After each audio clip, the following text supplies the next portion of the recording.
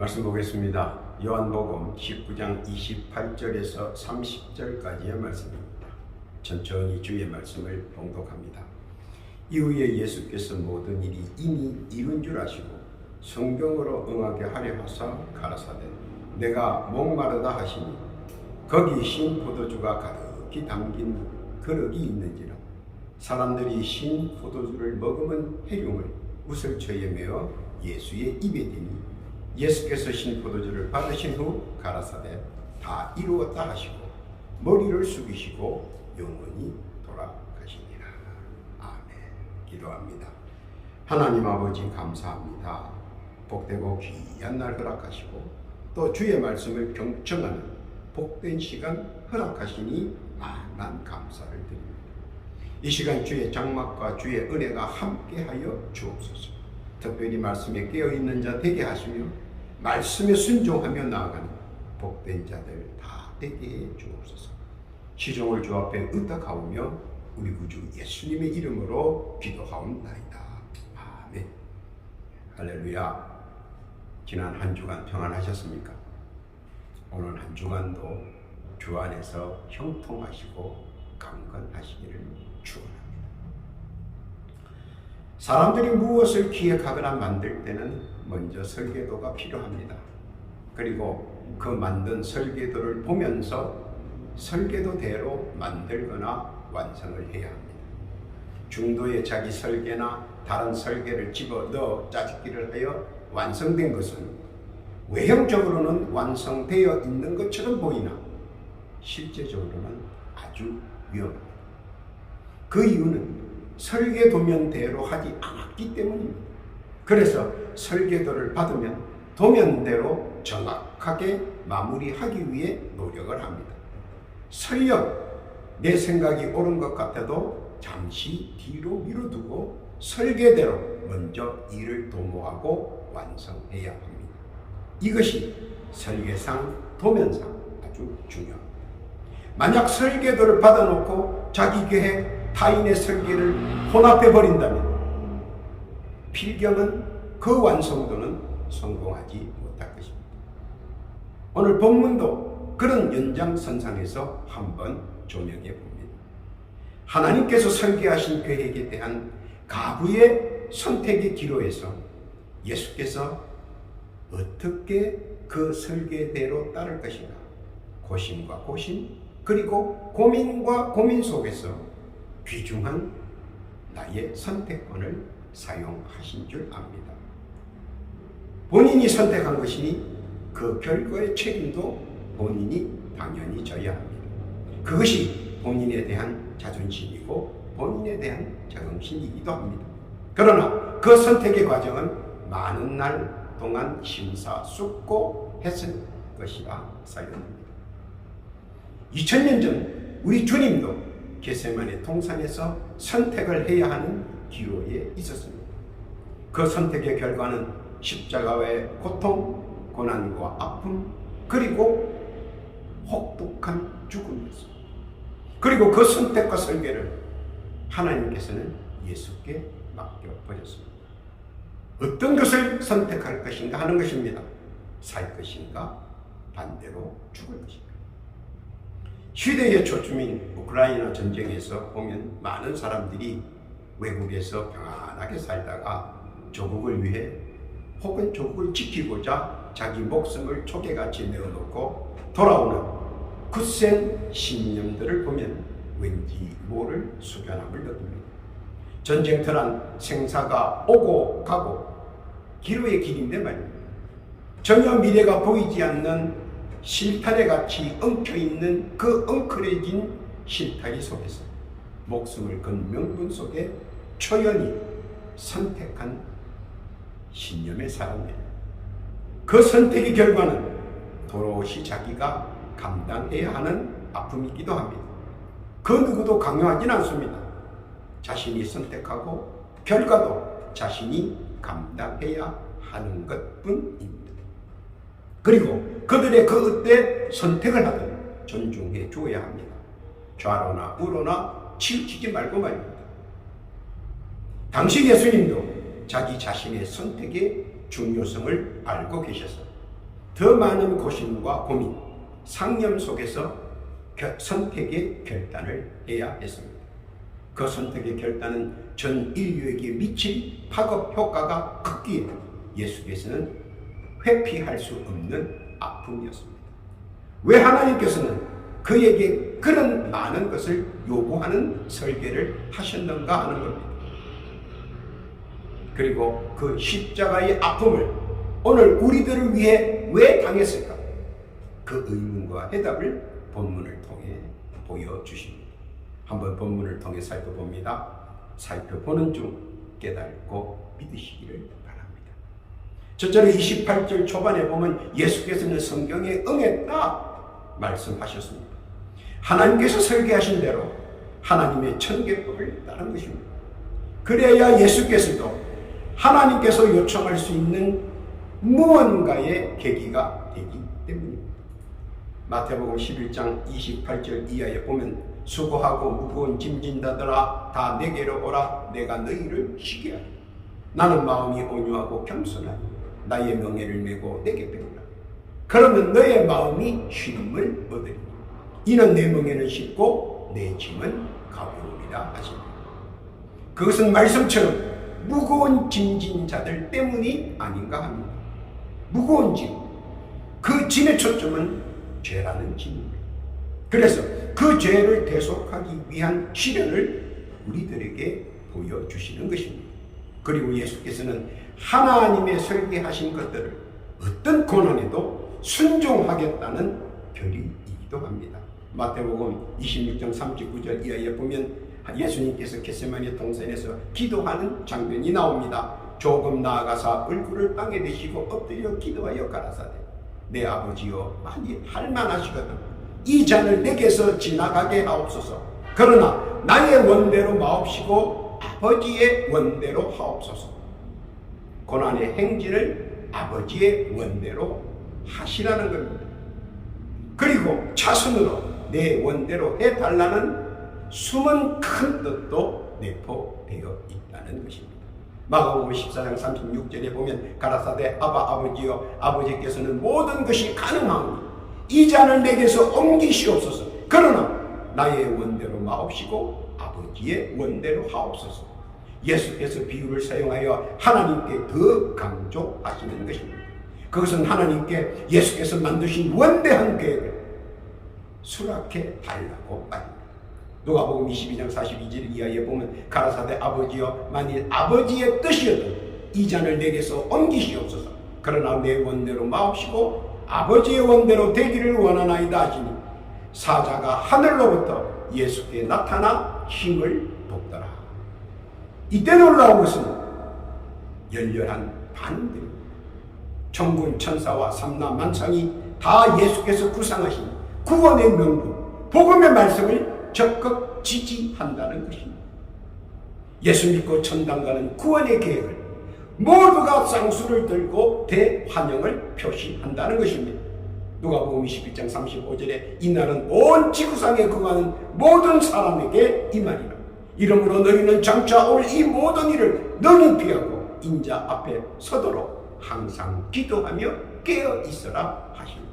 그러므로 누구든지 이 일을 겪게 되고 당하게 되어 있다는 것입니다. 왜냐하면 누가복음 9장 27절 이하에 보면 사람 한 번 죽는 것은 사람에게 정하신 것이요 그 후에는 심판이 있으리니 이와 같이 그리스도도 많은 사람의 죄를 담당하시려고 단번에 들이심바 되셨고 구원에 이르게 하기 위하여 죄와 상관없이 자기를 바라는 자들에게 두 번째 나타나시니라. 사람은 누구나 한 번은 꼭 죽는 것이고 육신은 죽으나 영혼은 영원히 죽지 않는 영원한 지옥불에 가야 하는 하나님의 천계법을 어긴 영혼들을 예수께서 계속으로 이 모든 것을 바꾸어 버렸다는 사실입니다. 그리고 그 바꾸어진 구원의 복음의 혜택자는 과연 누구인가 하는 것입니다. 사도행전 16장 31절에 보면 가로되 주 예수를 믿어라 그리하면 내와 내 집이 구원을 얻으리라. 이는 바로 예수를 우리 구세주 구원자로 믿는 자에게 돌아간다는 혜택입니다. 우리를 구원하기 위한 천계법과 성경에 명시된 대로 순종하셨다는 것입니다. 성경에 응했다는 것입니다. 하나님의 말씀에 순종했다는 것입니다. 하나님의 천계법에 따랐다는 것입니다. 그리고 그 성경에 응한 말씀의 순종, 우리들에게는 복음이 되었다는 사실입니다. 구원이 되었다는 것입니다. 그 은혜 깨닫고 감사하는 복된 성도 되시기를 바랍니다. 둘째로 28절 말미에 보면 목마르다 말씀하셨습니다. 목이 마르면 마실 것이 필요합니다. 목마른 자에게는 마실 것이 필연적으로 필요합니다. 그뿐만 아니라 마실 것은 누구에게나 필요한 것입니다. 사도행전 이사야서 55장 1절 이하에 보면 너희 목마른 자들아 물로 나오라. 돈 없는 자도 오라. 너희는 와서 사 먹되 돈 없이 값 없이 와서 포도주와 젖을 사. 너희가 어찌하여 양식 아닌 것을 위하여 은을 달아주며 배부르게 못할 것을 위하여 수고하느냐.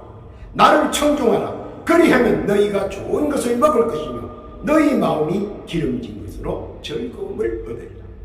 목마른 자에게 갈증을 해결하기 위하여 마실 것을 채워주시겠다고 하십니다. 그냥 값없이 채워주시겠다는 것입니다. 그런데 육에 마실 것보다 더 가치를 두고 필요한 것이 있으니 그것을 채우라고 권면하십니다. 그것이 무엇입니까? 그것은 육의 갈증이 아니라 영의 갈증을 말씀하는 것입니다. 육의 갈증은 마실 것으로 생수로 풀어줄 수 있지만 영의 갈증은 무엇으로 풀어야 하는가 하는 문제에 직면하게 되는 겁니다. 반드시 알아야 하는 것은 영의 갈증을 해결하지 못하면 사람들은 금방 문제가 생깁니다. 아닐 것 같은데 사실입니다. 기분이 좋아야 모든 일이 잘 풀립니다. 그것은 여러와 여러분과 저와 똑같습니다. 기분이 나쁘면 모든 일이 잘 안 풀립니다. 왜 그럴까요? 바로 영적 해소가 불충분하면 영혼이 갈증내고, 영혼이 갈증내면 기분이 식고, 기분이 식으면 기분이 사그라집니다. 그렇게 되면 모든 일들이 안 풀리고 다 복잡단안하게 되어집니다. 그런데 그런 문제가 개인의 몰약만이 아닌 전체의 몰약으로 전개될 수가 있다는 것입니다. 그 결과로 오죽하면 태어나지 않았으면 좋으련만 하고 단식의 자식이 되어서는 안 된다는 것입니다. 그만큼 영의 갈증은 중요한 문제입니다. 그런데 오히려 육의 갈증만 알고 있는 사람들에게는 더더욱 알아야 할 문제인 것입니다. 오늘 예수께서는 그들의 영적 갈증을 모르는 데 대한 아픔을 토로하신 것입니다. 알아야 하는 것은 육의 갈증보다 영의 갈증, 우리 주께서는 해소하시기를 바라십니다. 예수께서는 그것을 강조하시는 것입니다. 깨닫기를 바랍니다. 그래서 예수께서는 사마리아 여인을 통해 우리에게 생수의 중요성과 의미를 말씀해 주십니다. 요한복음 4장 13절 이하에 보니까 예수께서 대답하여 가라사대 이 물을 먹는 자마다 다시 목마르니와 내가 주는 물을 먹는 자는 영원히 목마르지 아니하리니 나의 주는 물은 그 속에서 영생하도록 솟아나는 샘물이 되리라. 영의 생수는 육의 갈증뿐만 아니라 더하여 영의 갈증도 다 해결할 수 있다는 사실을 말합니다. 그리고 그 생수로 인한 갈증 해소와 생수로 인한 충만감, 포만감의 변환적 의미로 성령 충만을 의미한다는 것입니다. 왜냐하면 이미 육의 충만이요 영의 충만이 찼기 때문입니다. 요한복음 7장 37절 이하에 보면 명절 끝날 곧 큰 날에 예수께서 서서 외쳐 가라사대 누구든지 목마르거든 내게로 와서 마셔라. 나를 믿는 자는 성경의 이름과 같이 그 배에서 생수의 강이 흘러나리라 하시니 이는 그를 믿는 자의 받을 성령을 가르쳐 말씀하신 것이다. 생수는 즉 살아있는 물이란 예수님의 배에서 나오는 말씀으로 말씀에 귀 기울이면 자신도 모르게 생수의 강이 흘러 자신을 전이시키고 자신을 충족시키고 변화시켜 성령 충만한 자로 변환되어진다는 사실입니다. 믿는 자에게는 넘치 못함이 없으니 이 또한 믿는 자에게 성령의 역사로 육의 갈증, 영의 갈증을 성령 충만으로 신선한 생수를 마신 것 같이 해소될 것을 말씀하시는 것입니다. 믿고 깨닫기를 바랍니다. 세 번째로 29절에 보면 신포도주와 해용이 서술됩니다. 여기서 포인트는 쓴맛입니다. 쓴맛은 누구나 다 싫어합니다. 특히 여러 자극적 은유법으로도 이 쓴맛이 많이 사용되기도 합니다. 연애의 쓴맛이라는 말도 있고, 조직의 쓴맛, 사업의 쓴맛, 인생의 쓴맛, 사랑의 쓴맛 등등 쓴맛이 여러 비유로 사용됩니다. 그런데 그 쓴맛이라는 것이 사람의 혀와 사람의 애간장을 고통스럽게 그리고 아프게 합니다. 그래서 누구든지 이런 쓴맛을 회피하고자 많은 노력을 합니다. 어떤 때는 자기가 믿는 신에게 간절히 빌기도 합니다. 예수께서도 쓴맛의 고통을 힘들어했습니다. 오죽 힘들어했는지, 얼마나 힘들어했는지 한번 말씀을 봅니다. 마태복음 27장 46절에 보면 제9시쯤에 예수께서 크게 소리질러 가라사 엘리 엘리 라마 사바다니 하시니 이는 곧 나의 하나님 나의 하나님 어찌하여 나를 버리셨나이까 하는 뜻이 얼마나 고통스러웠는지 깨닫게 되는 대목입니다. 마가복음 15장 34절 이하에 보면 제9시에 예수께서 크게 소리 지르시되 엘리 엘리 라마 사바다니 하시니 이를 번역하면 나의 하나님 어찌하여 나를 버리셨나이까 하는 뜻이. 이는 쓴맛에 다다를 때 사람들이 내뱉는 절규의 한마디입니다. 그런데 인생의 쓴맛을 사람이 조심한다고 해소되거나 없어지는 것은 결코 아닙니다. 언제 어디서나 누구든지 항상 상존하고 있다는 것입니다. 뒤로 넘어져도 코가 깨지고 앞으로 넘어져도 뒤통수가 깨집니다. 철석같이 믿었던 자가 배신하고 분명히 될 것 알았는데 갑자기 일이 틀어져 버리는 수도 있습니다. 그래서 사람들은 인생의 쓴맛을 잘 알고 있고 또 경험한 사람들도 많이 있습니다. 그래서 언제 어디서나 인생의 쓴맛을 당하지 않으려고 조심합니다. 나름 방비책, 대비책도 마련하고 그러고도 조심합니다. 소잃고 애양간 고치지 않기 위해 10분 나름 조심합니다. 그렇게 해서 인생의 쓴맛이 살펴시 지나간다면 얼마나 좋겠습니까? 그건 그렇다 치고 영혼의 쓴맛은 어떻게 할 것입니까? 각자 자문자답이 있습니다. 어떤 분이 이렇게 말합니다. 자기는 맡겨진 일을 열심히 최선을 다해 살았다고 자부했습니다. 누구를 해코지한 적도 없고 시기 질투한 적도 없고 누구를 모함 투기한 적도 없으니 그래서 그는 죽으면 그의 영혼은 좋은 곳으로 갈 것이다라고 생각합니다. 그리고 남들에게 그렇게 용기 있게 떳떳하게 말합니다. 그런데 우리가 한 가지 알아야 하는 것입니다. 그는 은연중에 영혼을 인정했고 은연중에 영혼의 쉼터도 인정했습니다. 그런데 누가 그를 영혼의 쉼터로 안내합니까? 생전 한 번도 영혼의 안내자를 생각지도 만나려고 하지도 않았는데 말입니다. 알아야 하는 것은 바로 그때가 영혼의 쓴맛을 맛보는 자리가 될 것입니다. 조금 더 깊이 알아야 하는 것은 영혼의 쓴맛을 느낄 때 그의 영혼은 이미 지옥불로 직행하고 있다는 사실입니다. 아니 지옥에 있을지도 모릅니다. 영혼의 쓴맛으로 이루 말할 수 없는 고통과 절구의 신음을 쏟아낼 것입니다.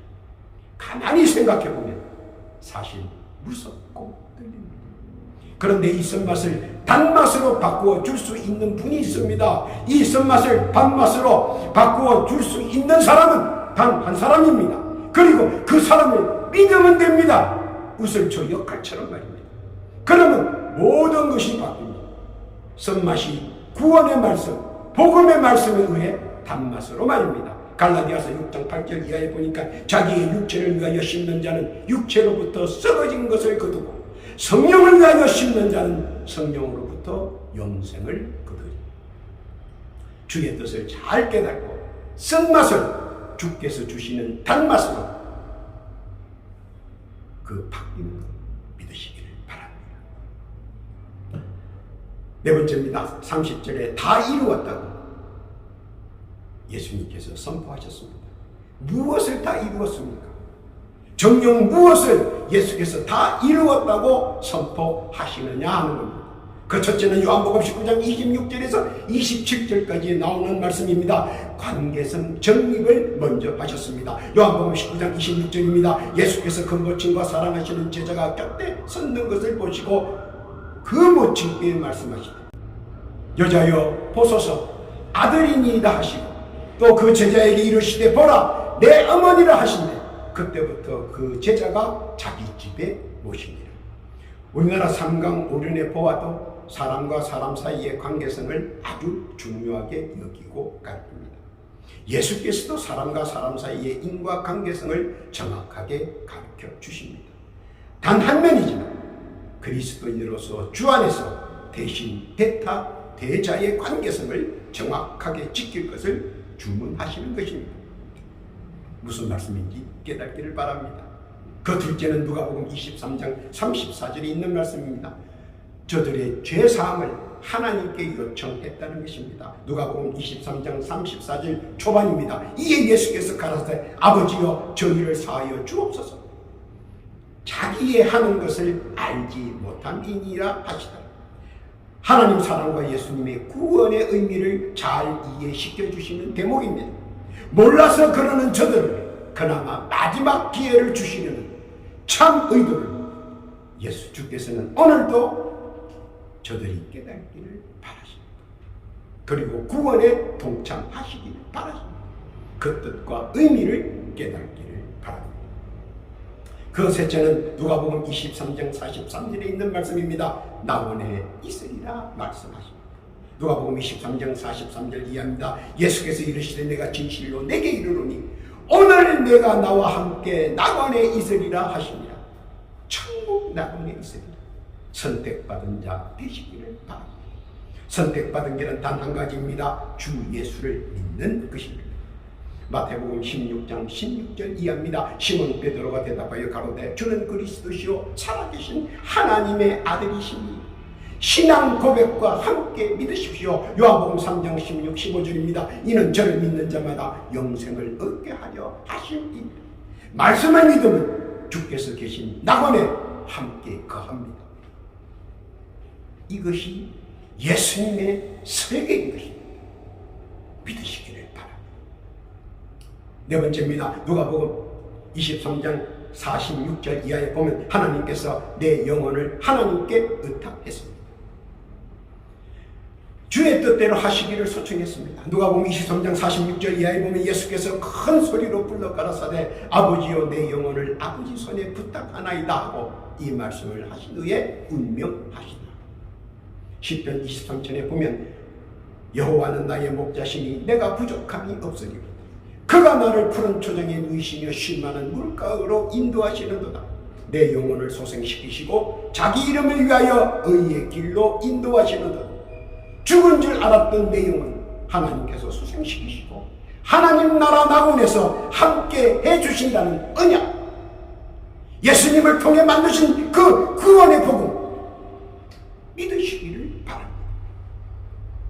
결론입니다. 예수께서 십자가 산상에서 고난을 받으신 것은 구원의 복음을 만천하에 선포하시기 위함임을 깨달아야 합니다. 그리고 그것에서 예수께서는 7가지를 선포하셨습니다. 그것은 모두 구원의 복음과 직접적인 연관성과 관계성을 가지고 있습니다. 그리고 그 말씀을 전제로 하여 구원의 시작과 끝을 일목정연하게 알게 하셨습니다. 예수께서 고난의 십자가 그리고 그 뒤에 나타나는 구원의 복음의 진정한 뜻, 그것을 우리가 깨닫기를 주께서는 바라신다는 것입니다. 예수께서 우리를 위해 우리 죄를 대속하셨습니다. 이사야서 53장 5절 이하에 이렇게 증명합니다. 그가 찔림은 우리의 허물을 인하며 그가 상함은 우리의 죄악을 인하며 그가 징계를 받음으로 우리가 평안을 누리고 그가 채찍에 맞음으로 우리가 나음을 이뤘다. 우리는 다 양 같아서 그릇 행하여 각기 제 길로 갔거늘 예수께서는 우리 무리의 죄악을 그에게 담당시키셨다. 하나님께서는 구약에서 이렇게 설계하셨습니다. 그리고 요한복음 1장 29절에 이튿날 요한이 예수께서 자기에게 나오심을 보고 가로되 보라 세상 죄를 지고 가는 하나님의 어린 양이로다. 신약에서 하나님께서 이렇게 설계하셨습니다. 그리고 히브리서 9장 28절에 이와 같이 그리스도도 많은 사람의 죄를 담당하시려고 단번에 들이심 받으셨고 구원에 이르게 하기 위하여 죄와 상관없이 자기를 바라는 자들에게 두 번째 나타나십니다. 하나님의 구원의 설계를 그 아들 독생자 예수 그리스도를 통하여 완성시키셨습니다. 십자가의 고난과 고통 속에서 말입니다. 우리를 위해서, 우리를 위하여, 우리에 의해서 십자가 고난과 고통 속에서 구원의 복음을 완성하신 예수님, 다 이루었다. 최종 선포로 평정한 영혼의 자유, 다 이루었다 선포하신 그 구원과 복음의 말씀을 믿고 의지하고 순종하며 나아가는 복되고 귀한 주의 성도들 다 되시기를 바랍니다. 오늘도 주의 뜻과 승리와 영광과 주의 구원의 천계법을 믿고 살아가는 복되고 귀한 사랑하는 주의 백성들 위 우리 구주 예수님의 크고 놀라운 은혜와 은총 날마다 시간마다 느끼고 누리는 귀한 성도 다 되시기를 예수님의 이름으로 축원합니다. 아멘. 기도합니다. 하나님 아버지 감사합니다. 주께서 인류 구원을 위해 십자가의 고난을 당하시고 천계법을 다 이루었다고 선포하심에 감사를 드립니다. 이제 우리는 구의 말씀과 복음에 귀 기울이며 좌로나 우로나 치우치지 않고 늘 말씀만 붙들고 나아가는 인도 저희들 되게 하여 주옵소서. 믿는 자에게 구원과 넘치 못함을 허락하시고 주께서 주신 은혜 세상에서 누리게 하여 주옵소서. 더하여 기도하옵기는 육신의 질고로 고통당하는 자 있는가 두루 살펴보시고 예수의 이름으로 권능을 바라사 치유해 주옵시고 강건케 해주셔서 내일을 기쁨으로 맞이하게 하여 주옵소서. 또한 기도하옵기는 사랑하는 주의 백성들이 올리는 기도 제목들이 있습니다. 작은 것 하나까지 주 앞에 상달되게 하시고 연락되게 하시며 조속히 응답받는 복됨 허락하여 주옵소서. 세상 만물이 급변하고 있습니다. 평안과 안정을 허락하여 주옵소서. 감사와 찬송과 영광을 올리오며 우리 구주 예수님의 이름으로 기도하옵나이다.